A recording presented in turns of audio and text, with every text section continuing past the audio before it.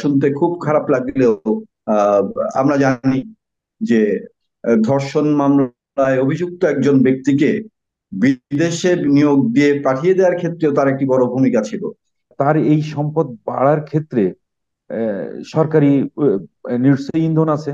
আমি তো সরকারকে এখানে বাদ দিয়ে তো আর কোনো কথা বলা যাবে না। এই যে গোপালগঞ্জের বলা যায় অঘোষিত রাজা বা জমিদার ছিলেন তিনি। যুক্তরাষ্ট্র তার বিরুদ্ধে যে স্যাংশনটা দিয়েছিল সেটা কিন্তু সুনির্দিষ্ট একেবারে। সেটা হলো তার যে এক্সট্রা জুডিশিয়াল কিলিং, তারপরে গুম, খুন, এগুলো এবং চরম মানবাধিকার লঙ্ঘন। বেনজির আহমেদ সাবেক পুলিশ প্রধান, তার সম্পত্তি জব্দের যে বিষয়টি, আহ, সেটা নিয়ে মোটামুটি টক অফ দ্য টাউন। এটা অনেকদিন আগে একটা রিপোর্টের প্রেক্ষিতে দুদক সেই জব্দের এই আদালতের থেকে সেই আদেশ নেয়। তো সেই ক্ষেত্রে যেটা হচ্ছে, আজকে আমি যেটা একটা রিপোর্ট দেখলাম যে সমকাল রিপোর্ট করেছে যে জব্দের আগেই অ্যাকাউন্ট খালি করে ফেলেছেন বেনজির, এবং তুলে নিয়েছেন সব টাকা। এবং এমনকি বলা হচ্ছে, ওই রিপোর্টে এমনও বলা হয়েছে যে সে এবং তার পরিবার সহ এখন তারা দুবাইতে আছেন। তো বিষয়টি আমি আপনাদের সামনে তুলে ধরলাম এই কারণে যে তাকে নিয়ে দুদক শুরু করেছে, তদন্ত শুরু করেছে 22শে এপ্রিল, এবং 23শে মে, মানে প্রায় 1 মাস পরে, যে তার ও তার পরিবারের 33টি ব্যাংক অ্যাকাউন্ট অবরুদ্ধ বা জব্দের আদেশ দিয়েছে। তো এই যে 1 মাস ধরে ঝুলিয়ে রাখা হলো, এতে করেই কি তিনি সুযোগ পেলেন না টাকাগুলি সরিয়ে নেওয়ার? আমি প্রথম মাসুদ ভাইয়ের কাছে যাচ্ছি। মাসুদ ভাই। ধন্যবাদ রিন্ধি, আপনার এবং আপনার মাধ্যমে আপনার দর্শকদেরকে ধন্যবাদ জানাই, স্বাগত জানাই অনুষ্ঠানে।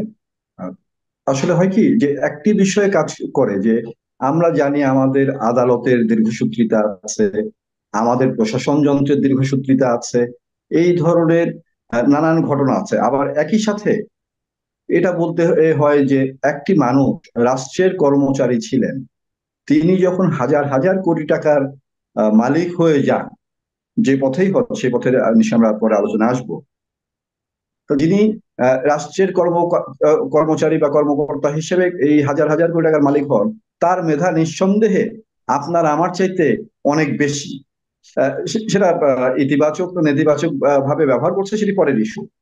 কিন্তু এই জায়গাটা হয় যে আমরা সংবাদ মাধ্যমে বলি বা নিজেদের অভিজ্ঞতা থেকেও যদি দেখি, এই ধরনের মানুষ নোটিশ পাওয়ার পরে অথবা হচ্ছে নোটিশ পাওয়া ছাড়াও যখনই হচ্ছে ফাইল মোটামুটি নড়াচড়া শুরু করে, এদের আবার নানান জায়গায় কিন্তু লোকজন থাকে, পেড লোক, শুভাকাঙ্ক্ষী। কারণ হচ্ছে বিভিন্ন সময় সেও নানান জনকে এই ধরনের সুযোগ সুবিধা দিয়েছে।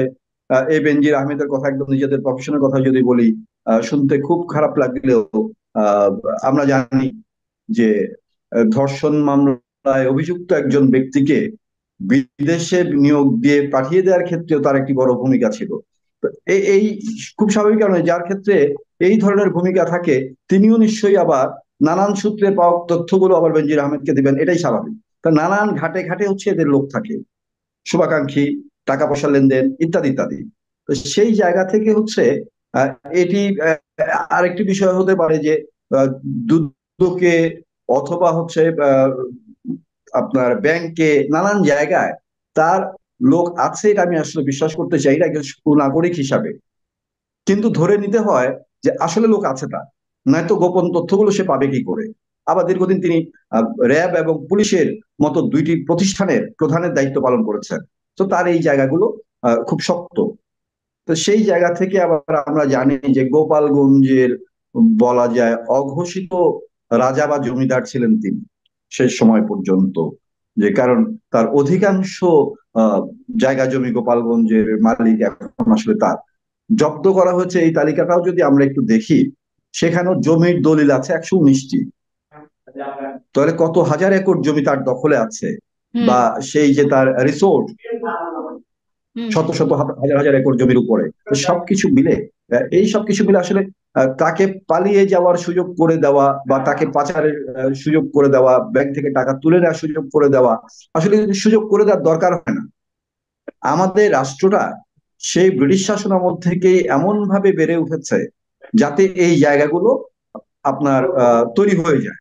এই জায়গায় আওয়ামী লীগ, বিএনপি, জাতীয় পার্টি বা আপনার আজকে শেখ হাসিনা, গতকালের খালেদা জিয়া, তার আগের দিনের এইচ এম এরশাদ, এদেরকে এককভাবে আসলে দায়ী করে লাভ নাই। কারণ আমাদের সিস্টেমটা এরকম দাঁড়িয়ে গেছে যে আপনি সৎভাবে একটা কাজ করতে যাবেন, ব্যবসা করতে যাবেন, আপনি পারবেন না, কোনোভাবেই সুযোগ নেই। আপনার আইনগুলো এমন ভাবে করা, নিয়ম কানুন গুলো এমন ভাবে করা, সেই জায়গায় হচ্ছে আমাদের সৎভাবে কাজ করতে গেলে আপনি বাধার সম্মুখীন হবে, কিন্তু আপনি যখন আন্ডারহ্যান্ড ডিলিংস এর মধ্যে যাবেন, স্পিড বানিয়ে দিবেন, তখন কাজগুলো অটো হয়ে যায়। তো সেই জায়গা থেকে বেনজির আহমেদের এই বিষয়গুলো আহ, বলতেই হয় যে এই মানুষটা আপনার মানে অত্যন্ত ধূর্ত একজন মানুষ। তিনি নিজের মেধা প্রজ্ঞা খরচ করে, দূরদর্শিতা খরচ করেও হয়তো টাকাগুলো সরিয়ে ফেলেছেন। হ্যাঁ, এই জায়গায় একটা কথা আছে। কথাটা কি? কথাটা হচ্ছে বেনজির আহমেদের টাকা ব্যাংক থেকে তুলে নেওয়া হলো, এটা কিন্তু এত সহজ কাজ না। এই টাকা কোথায় আছে এটা খুঁজে বের করা খুব সহজ। কারণ হচ্ছে এই যে তার যে ব্যাংকে আপনার অ্যাকাউন্ট গুলো ছিল তার নামে, তার ওয়াইফের নামে, তার দুই মেয়ের নামে, এই টাকার পরিমাণ তো কম না। এই টাকাগুলো অন্য নামে অন্য ব্যাংকে যদি এই আপনার জমা রাখতে যায়, সেই ক্ষেত্রে একটি নির্দিষ্ট পরিমাণ অঙ্কের বেশি হলেই আপনার এই টাকার উৎসটা জানতে চাওয়া হয় ব্যাংক থেকে, যে হ্যাঁ, কোনো ব্যাংক থেকে। বাংলাদেশ ব্যাংক এক জানতে চায়। নাম্বার, বাংলাদেশ সন্দেহজনক ব্যাংক, লেনদেন হলে। বাংলাদেশ ব্যাংকের হয়ে যে ব্যাংকে জমা দিতে যাবে সেই ব্যাংক। আপনি নিজে অর্থনীতিবিদে অনেকদিন কাজ করেছেন, আপনি এগুলো আমার চেয়ে ভালো জানেন। তো সেই জায়গা হচ্ছে এটা একটা বিষয়। আরেকটা হচ্ছে কোনো জায়গায় একদম এই টাকাগুলো, এই কোটি কোটি টাকা, এগুলো নিয়ে হচ্ছে কোনো একটা জায়গায়, তার তো ফ্ল্যাটের অভাব নাই, এক গুলশানে আছে 4টি ফ্ল্যাট, বাকিগুলো বাদই দিলাম। তো সেই 4টি ফ্ল্যাটের একটি ফ্ল্যাট খালি করে সেই পুরো ফ্ল্যাট ভর্তি করে টাকাগুলো যদি রাখে, সেই ক্ষেত্রে হচ্ছে টাকাটার হদিস পাওয়া যাচ্ছে না। তার মানে কি দাঁড়ালো? দাঁড়ালো এই, তখন এটা আবার মানি লন্ডারিং এর পর্যায়ে চলে যায়। তার মানে হচ্ছে এই টাকা সামনে আনতেই হবে। আর শেষ করতে চাই যেটা দিয়ে, যে আপনি বলছেন বা পত্রিকার সংবাদ হচ্ছে দুবাই, কিন্তু আবার আরেকটি কথা আছে বাজারে, যে তিনি কাতারে আছেন এই মুহূর্তে, হয়তো দুবাই হয়ে কাতারে গেছেন, অথবা কাতারেই ছিলেন। মানে এখন আমাদের সামনে কিন্তু শুধু দুবাই না, সবচেয়ে ফোকাসের জায়গাটা হচ্ছে এখন কাতার, যে তিনি কাতারে আছেন। তো সেই জায়গা থেকে বলবো যে বেনামে যাই করে থাকুক না কেন, কেউই আসলে আইনের ঊর্ধ্বে না।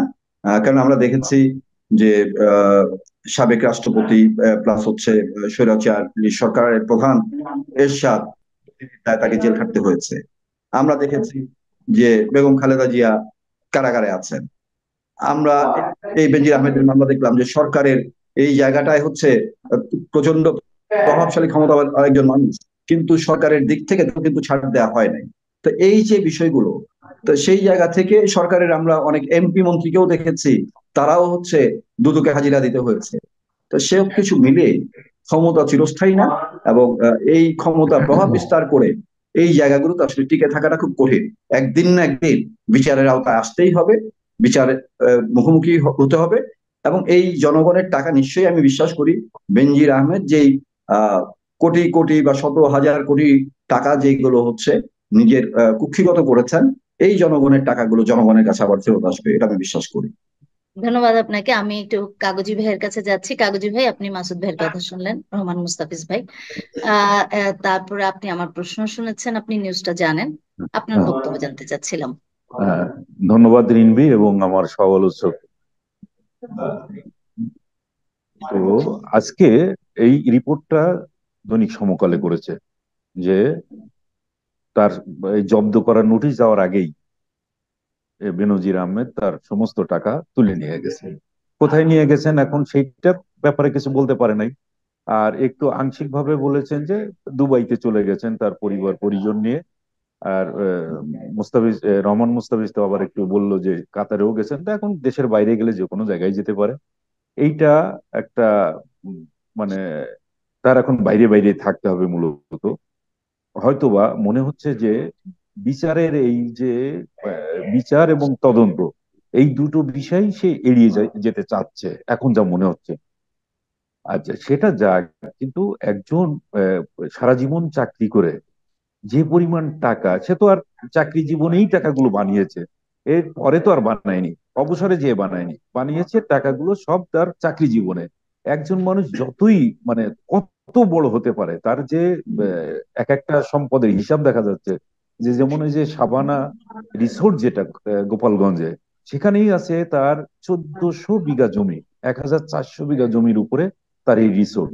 এইটার মাদারীপুরের ওই একসঙ্গে লাগানো যেটা বলা হচ্ছে। আর গোপালগঞ্জের মতো জায়গায় যেখানে প্রধানমন্ত্রী নিজের বাড়ি, তারপরে আমরা তো আর একজন বলবো অত্যন্ত প্রভাবশালী আওয়ামী লীগ নেতা শেখ সেলিমের বাড়ি, তারপরে সামিট গ্রুপের আরেকজন যিনি আজিজ খানের ভাই, আহ, ক্যাপ্টেন ফারুক খান, যিনি এবার ফারুক খান মন্ত্রীও আছেন, মন্ত্রী তাদের এই যে ছিলেন, এইসব বাণিজ্য মন্ত্রী। সবই, হ্যাঁ, বাণিজ্য মন্ত্রী, আচ্ছা, এসব এরা সবারই কিন্তু মানে প্রভাবশালী মানুষ, তারা ওখানে আছে, তাদের চোখের সামনে এরকম রিসোর্ট হয়ে যাচ্ছে। এবং মানে এত আর্টিফিশিয়াল, এত চমৎকার রিসোর্ট করেছে যে কেউ চোখে পড়তে পারে। আর যে পরিমাণ সম্পদের হিসাব দেখছেন, মানে 1400 বিঘা জমি, আপনি চারটিখানি মনে করেন গোপালগঞ্জের মতো ছোট্ট একটা জেলা, 3টা কনস্টিটিউয়েন্সি, সেইখানে এই কাজগুলো করছে, কারো চোখে কি পড়েনি? পড়েছে, কিন্তু কেউ হয়তো থামায়নি। আর তার এই সম্পদ বাড়ার ক্ষেত্রে সরকারি নিশ্চয়ই ইন্ধন আছে। আমি তো সরকারকে এখানে বাদ দিয়ে তো আর কোনো কথা বলা যাবে না। এই বেনজির আহমেদ তিনটা গুরুত্বপূর্ণ পদ, একটা হচ্ছে ডিএমপি কমিশনার, র্যাবের প্রধান, ডিজি, এবং পুলিশের আইজি, এই 3টা পদ হোল্ড করেছেন। হোল্ড করার পরেই তার এই সমস্ত টাকা, এবং এই টাকাটা কিভাবে আসলো কেউ কিন্তু এখনো পর্যন্ত ওই জায়গায় যায়নি যে মানে তার এই সোর্সটা। আমরা তো একটা বিষয় অন্তত এখন বলতে হবে যে যুক্তরাষ্ট্র তার বিরুদ্ধে যে স্যাংশনটা দিয়েছিল সেটা কিন্তু সুনির্দিষ্ট একেবারে। সেটা হলো তার যে এক্সট্রা জুডিশিয়াল কিলিং, তারপরে গুম, খুন, এইগুলো, এবং চরম মানবাধিকার লঙ্ঘন, এই বিষয়গুলো দেখেই কিন্তু তার বিরুদ্ধে স্যাংশনটা দেওয়া হয়েছিল। আচ্ছা, এখন বলতে হবে এই র্যাবে থাকতেই সবচেয়ে বড় যে ঘটনাগুলো ঘটেছে টাকার বিনিময়ে, কিন্তু এখানে ক্রস ফায়ার একটা ছিল। ভারতে যেটাকে বলা হয় এনকাউন্টার, কোনো ফ্যামিলিকে, কোনো কাউকে যদি জব্দ করতে হয় তাহলে তারা সেখানে এনকাউন্টার দিয়ে থাকে। আর বাংলাদেশে যেটা করা হয় সেটা হয় ক্রস ফায়ার। এবং সমস্ত ক্রস ফায়ারের আমরা যতদিন দেখেছি একই ধরনের নাটক, একই রকম অবস্থা। তা এইটা যখন করতে হয়, সেই ক্রস ফায়ারে দেওয়ার আগেই কিন্তু দেখা যায় যে কারো না কারোর সাথে এই লেনদেনগুলো হয়ে যায়। গুলশান বনানীতে তো অনেক বড় বড় ব্যবসায়ী আছে, আমরা তো জানি যে এই সমস্ত ব্যবসায়ীদেরকে ধরতে গেলে কিন্তু তাকে এই ক্রস ফায়ারের মাধ্যমে নিয়ে আসতে হয়। অনেক ঘটনাই আছে, তা এখন তো এইগুলো আস্তে আস্তে বের হবে কাদের কাছ থেকে কিভাবে তিনি টাকা পয়সা গুলো নিয়ে এসেছেন। এখন দুদকের ঘাড়ের উপরে কিরকম মেরুদণ্ডটা কিরকম শক্ত আছে তা আমরা এখনো বুঝতে পারছি না। এই মেরুদণ্ড শক্ত করে যদি তারা সঠিকভাবে তদন্তটা এগিয়ে নিতে পারে, তাহলে বেনজিরের যত সম্পদ আছে সেটা কিন্তু জব্দ করা সম্ভব। আচ্ছা, আরেকটা ঘটনা আছে আমাদের, এই যে রহমান মুস্তাফিজ একটু আগে বলেছেন যে আমাদের যে আইন, আদালত, অফিস, সবকিছু কিন্তু একটা দীর্ঘসূত্রিতার মধ্যে পড়ে থাকে। আজকে আদালতে দুদক যখন গেছে, সেই ঘটনা আপনি নিজেও বলছেন যে ঘটনা হয়েছে এপ্রিলে, আর এখন মে মাসে এসে তার সম্পদ প্রয়োগ করার যে নোটিশ দেওয়া হয়েছে, তো এর মধ্যে তো সে টাকা পয়সা সরাবেই, এটা খুব স্বাভাবিক। আর ওই যে সুযোগ সুবিধা বিভিন্ন জনকে দেওয়া হয়েছে আগে, তারা তো তাকে তার প্রত্যেকটা ঘাটে ঘাটে তার লোকজন আছে, তারা জানিয়ে দিয়েছে, এটা ঠিক। কিন্তু কথা হলো যে এই পরিমাণ টাকা, এই বাংলাদেশে যে আইন আছে সেই আইনে প্রথমে তার তার এই সম্পদগুলো ক্রোক করছে। আচ্ছা, ক্রোক করার পরে কোথায় যাবে? এখন সে ব্যবহার করতে পারবে না। আলটিমেটলি কি হবে তারও কোনো মানে এই পর্যন্ত বাংলাদেশে খুব বেশি যে জব্দ হয়েছে টাকা পয়সা, এটা নজির কিন্তু নেই। আচ্ছা, এটা এটা এক সময় দেখা যাবে যে যদি সে এই টাকাটাকে বলতে পারে যে আমি অমুক সোর্স থেকে ইনকাম করেছি। এখন একজন সরকারি কর্মচারী, আহ, তার তো কোনো রকম ব্যবসা বাণিজ্য করার সুযোগ নেই। একটা শুধুমাত্র ওই যে বিও অ্যাকাউন্টে যে সমস্ত টাকা পয়সা ওখানে কিছু লেনদেন করতে পারে, এটার একটা সুবিধা আছে। আর অন্য কোনো ব্যবসা বাণিজ্য তার করার সুযোগই নেই। যদিও সে দেখাচ্ছে, মানে বেনজির আহমেদ দেখাচ্ছেন যে তার স্ত্রী, কন্যা, এরা অনেক আগে থেকে মাছের মানে মাছ চাষ করতো, ঘের ছিল, এই জাতীয় মানে কথাবার্তা তার অনেক জায়গায় বলা হয়েছে। তিনি নিজেই ভেরিফাইড, তার যে ফেসবুক আছে সেখানে লাইভে সে কথাগুলো বলেছেন, আমরা দেখছি। মাছের চাষ করে এত মানে বিশাল সম্পদের অধিকারী হওয়া যায়, এটা তো একটা আশ্চর্যজনক ব্যাপার। যদিও ওই হুম। হেডিংটাই করছিল যে হ্যাঁ। বেনজিরের ঘরে আলাদিনের প্রদীপ। আলাদিনের কিরকম চেরাগ। প্রদীপ? হ্যাঁ, চেরাগ। এটা কিরকম চেরাগ যে ঘষা দিলেই টাকা আর টাকা, আর কিছুই পাওয়া যায় না, এত এরকম মানে চেরাগ আর তো কারো ক্ষেত্রে দেখি নাই। বাংলাদেশে কিন্তু এক দুইজন আইজিপি দায়িত্ব পালন করেন নাই। সেই 1971 সাল থেকে যদি আমরা দেখি, তো কতজন এই যে এখন আমাদের চৌধুরী আব্দুল্লাহ আল মামুন মনে হয় যে 48তম না কততম মনে হয় আইজিপি, নাকি না 38 38 সম্ভবত, এরকম একটা হিসাব আছে সম্ভবত কোথায়।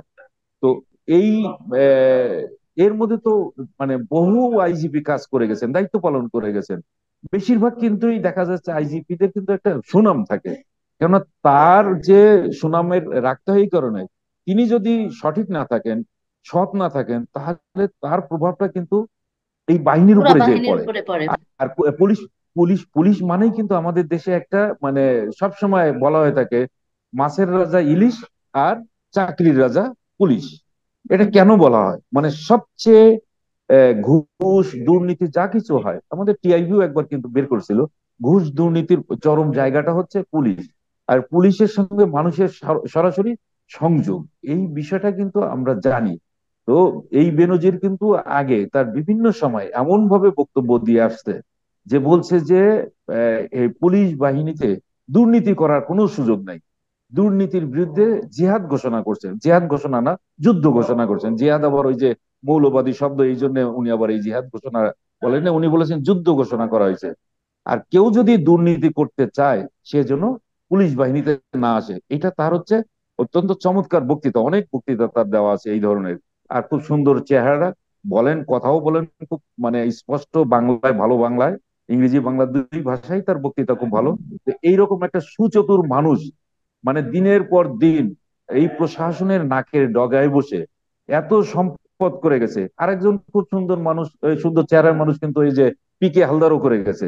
তো সুন্দর চেহারার মানুষ মানে কি এরকম ভাবে মানুষকে ভুলিয়ে ভালিয়ে টাকা পয়সা বানাইতে পারে, এবং কথা সুন্দর যত বলতে পারে তারাই মনে হয় টাকা বানাইতে পারে ভালো। এবং বেনজির হচ্ছেন সেই রকমই একজন। তার ওখানে রহমান মুস্তাফিজ একটু ইঙ্গিত দিয়ে চলে গেছেন যে আমাদের সাংবাদিকরাও তার আশপাশ দিয়ে ঘুরতো, এবং কেউ কিন্তু তার চাকরি জীবনের সময় কেউ একটা রিপোর্টও করার সাহস পায় নাই, অথবা সাহস পাইলেও দেখা গেছে কোনো না কোনো ভাবে তারা ওই মানে এখন বলতে গেলে খারাপ লাগবে, খারাপ শোনাবে, ম্যানেজ হয়ে গেছে। তো এই ম্যানেজ করার ক্ষমতাও তো তার আছে, দক্ষতা আছে সবকিছুই।